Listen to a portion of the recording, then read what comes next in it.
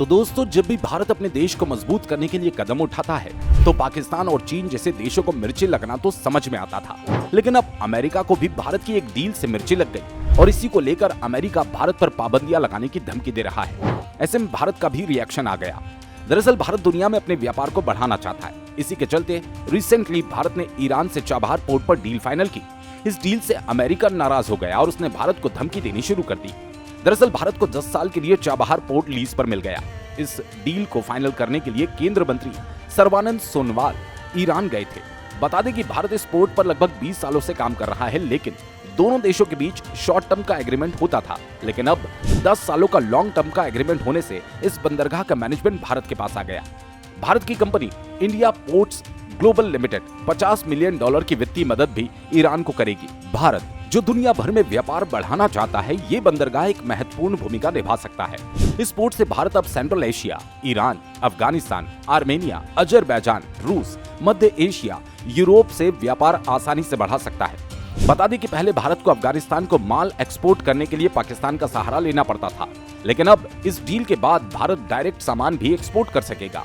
और सबसे बड़ी बात तो ये कि पाकिस्तान और चीन को बड़ा झटका लगा, क्योंकि पाकिस्तान के ग्वादर बंदरगाह को चीन ने डेवलप किया और भारत को जब अफगानिस्तान जैसे देशों को माल भेजना होता था तो इसी बंदरगाह के रास्ते भारत आसानी से अफगानिस्तान समेत कई देशों को अपना सामान भेज सकता है। इसके अलावा वहां से सामान को आसानी से मंगवा भी सकता है।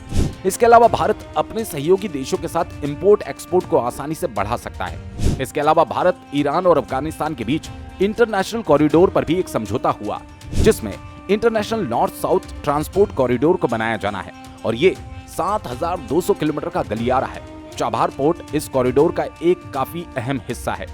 लेकिन दोस्तों, प्रश्न ये उठता है कि आखिर अमेरिका को इससे मिर्ची क्यों लग रही है। दरअसल अमेरिका के विदेश विभाग की प्रेस कॉन्फ्रेंस में भारत ईरान के बीच हुई डील को लेकर सवाल पूछा गया। तब अमेरिकी प्रवक्ता ने कहा कि भारत ने जो डील की उसकी सारी जानकारी अमेरिका के पास है।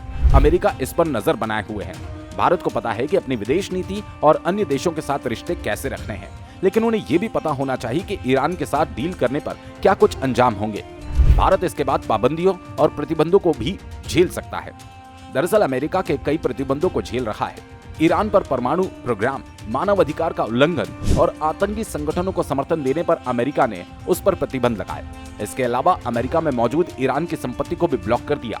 अमेरिका अपने सहयोगी देशों को भी ईरान के साथ इंपोर्ट एक्सपोर्ट करने के लिए रोकता आया है। ऐसे में सवाल उठता है कि अमेरिका की इस धमकी के बाद भारत पर क्या असर पड़ेगा।